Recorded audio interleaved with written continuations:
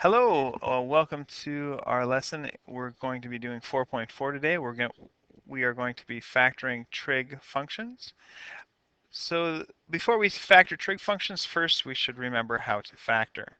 So if I want to factor this, and let's set this equal to 0 and solve for the values of x also. So the first thing we do is we can factor out an x. So now we have 3x minus 2. Now if we set that equal to 0, now what we have to do is take both of these sections and set them equal to 0, because 0 times 0 would give you 0. So this first equation is easy, x equals 0. The second one, we have 3x minus 2 equals 0. Now I can add 2, and so 3x equals 2. Then if I divide by 3, x is equal to 2/3. So if I have an equation like this, there's two answers. X can be 0 or 2/3. Now if we have something like this is really similar to the previous problem. We just have to make the right side equal 0. So I do that by subtracting 8x on both sides. Now from here I can factor out a 2x, leaving x minus 4.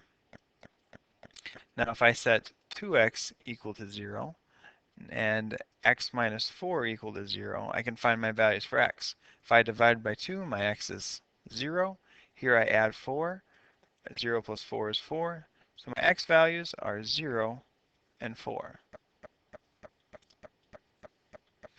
Now we get a little trickier because we're getting into trinomials. There's a couple ways we can do this one. We can guess and check, or that one's not very fun for me to watch me do it. So if you don't want to guess and check, we can split the middle term. Now splitting the middle term, we have to multiply the first coefficient with the last to get -2. What numbers multiply to -2 but add up to this coefficient, which is -1? Well, it would be -1 plus, or -2 plus 1. So we split that middle term up using these two numbers, minus 2x plus 1x. And then this last term is just -1. If I divide this down the middle, 2x squared minus 2x, I can take a 2x out of both of those, leaving x minus 1. Now I can't take anything out of that, so the only thing I'll take to the outside is a 1. Now I can, since x minus 1 and x minus 1 are the same values, I can pull them to the outside of the equation. So I have x minus 1, leaving 2x plus 1 left over. Now if I have 2 sine squared minus sine theta minus 1 equals 0. Ooh, one thing I should have done here is put this equal to 0, just so we can solve this one with two separate equations. If we did that, it would be x minus 1 is equal to 0, and then 2x plus 1 is equal to 0. Now if we do that, add 1 to both sides, so x is going to be 1. Here we subtract 1. 2x equals -1. X is going to be -1/2. So my x value is -1/2 and 1. All right, so we've already seen the previous problem. It looks a lot like this. 2 sine squared minus sine theta minus 1. We do the same thing that we would do if we had 2x squared minus x minus 1. So if it helps you, convert your signs to x's, do your factoring to this. So x minus 1, 2x plus 1. And then put in our x equals sign. So it would be sine of theta minus 1, 2 sine of theta plus 1 equals 0. So now what we do is we want to separate this into two groups. One of them, we say sine of theta minus 1 equals 0. And over here we say 2 sine of theta plus 1 equals 0. We want to solve each of these independently. So here I add 1 to both sides, so I have sine of theta equals 1.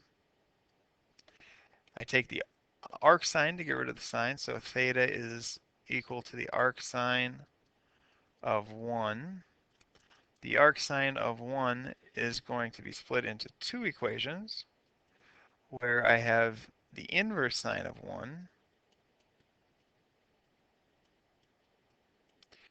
plus 360n, and then theta is also 180 minus the inverse sine of 1 plus 360n. Now the inverse sine of 1, there's many different ways you can do it. One way you can do is the principal branches here. When is this the value equal 1? That's at 90 degrees. So theta is going to equal 90 plus 360n. And over here we have 180 minus 90, which is also 90 plus 360n. So this part we don't actually need because it brings us to the same solution. All right, let's work on this one over here. I'll do it in red just to separate it. I subtract 1, so I have 2 sine of theta equals negative 1. Divide by 2. 2 sine of theta equals negative 1/2. I take the arcsine of both sides, so theta is the arcsine of negative 1/2. And let's bring this down as far as we can. So I have theta is equal to the inverse sine of negative 1/2 plus 360n. And I have theta equals 180 minus the inverse sine of negative 1/2 plus 360n. I'm running out of room on the right-hand side there, so I had to kind of shorten it there. The inverse sine of negative 1/2, negative 1/2 would be down here. So that would be a negative 30 degrees. And over here, 180 minus a negative 30 is going to be, minus a negative is addition. So 210 plus 360n. So we have three values. 1, 2, 3 equations for our general solution. Oops. My thing went haywire for a second here. All right. All right, so we have 3 general solutions. And if I slide this up, so they don't give a specific range, so this is all we're looking for. All right, so let's do this. If it helps you, think of this as x squared minus 2x minus 3. And if I factor that, that would be x minus 3, x plus 1. So if I factored it using cosine, that would be cosine of theta minus 3 and cosine of theta plus 1. So now I have to separate these into 2 equations where I have cosine of theta minus 3 equals 0, cosine of theta plus 1 equals 0. If I add 3 on both sides, I have cosine of theta equals 3. Take the arc cosine of 3. Now, even right at this point, you should see that this is an empty set because cosine of theta is always between negative 1 and 1. Over here, if I subtract 1 on both sides, I have the cosine of theta equaling negative 1. So theta is equal to the arc cosine of negative 1. So theta is plus or minus the inverse cosine of negative 1 plus 360n. Now the inverse cosine of negative 1, if we think about the principal branch of cosine being between 0 and 180, it hits negative 1 at 180 degrees. So this is going to be plus or minus 180 degrees plus 360n. And that's my general solution. All right. So if we have an equation like this, this is similar to x squared minus, or x squared equals 1/2 x. I subtract that from both sides. So I have x squared minus 1/2 x. Factor out an x. So it would be x times x minus 1/2. That equals 0, I should say. So to do this, what we're going to do is All right, so if we put sine in for x, so we have sine of theta, parentheses, sine of theta minus 1/2 is equal to 0. We set these into two equations where we have sine of theta is equal to 0, and then we have sine of theta minus 1/2 is equal to 0. So I take the arc sine of both sides, so theta is the arc sine of 0. The arc sine of 0 has theta equals the inverse sine of 0 plus 360n. But it also has theta is equal to 180 minus the inverse sine of 0 plus 360n. Now the inverse sine of 0, if we think about inverse sine being from its principal branch of sine is from -90 to 90, 0 is going to be the inverse sine of 0. So that's going to be 0 plus 360n. 180 minus 0 is just going to be 180 plus 360n. All right, so let's change the color up and work on this one below. So if I add 1/2 to both sides, I have the sine of theta equals 1/2. Take the arc sine of both sides, so theta equals the arc sine of 1/2, which gives us theta is the inverse sine of 1/2 plus 360n, and theta equals 180 minus the inverse sine of 1/2 plus 360n. Now the inverse sine of 1/2, that's going to be 1 over 2. That's 30 degrees. And 180 minus 30 degrees is 150.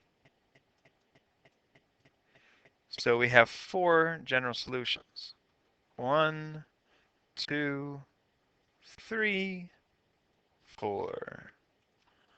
All right. I'm hoping this makes sense to you. All right, now it gets a little bit more complicated. 4 sine theta cosine theta plus 2 sine theta equals 0. What I do is I can factor out 2 sine of theta to the outside. If I do that here, I'm still left with a 2 cosine theta. And over here, that's a plus 1. So now I do the same thing, separate it up. So I have 2 sine of theta equals 0, and then 2 cosine of theta plus 1 equals 0. So I divide by 2, sine of theta is still equal to 0. Now I take my arc sine of 0,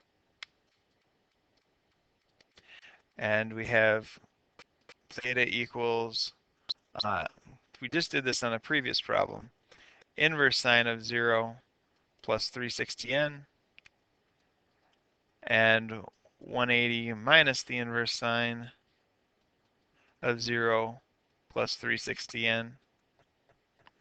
And so this one would just be 0 plus 360n and 180 plus 360n. Over here we have 2 cosine of theta plus 1. If I bring that down here, I'll have 2 cosine theta. If I subtract 1 from both sides, I have -1. Divide by 2. Cosine of theta equals -1/2. Take the arc cosine of both sides. And arc cosine is the positive and negative of inverse cosine plus 360n. Now, if I look at the inverse cosine of -1/2, inverse cosine is in the top 2 quadrants. -1 over 2, That's got to be a 60-degree angle down there. So that's 120 degrees. So positive negative 120 plus 360n is going to be a general equation. So we have that equation, and that equation. Oops. All right, and this is actually 4 equations because this actually counts as 2 equations. All right, hopefully that helps you figure out how to factor these things. And here's your homework. Good luck.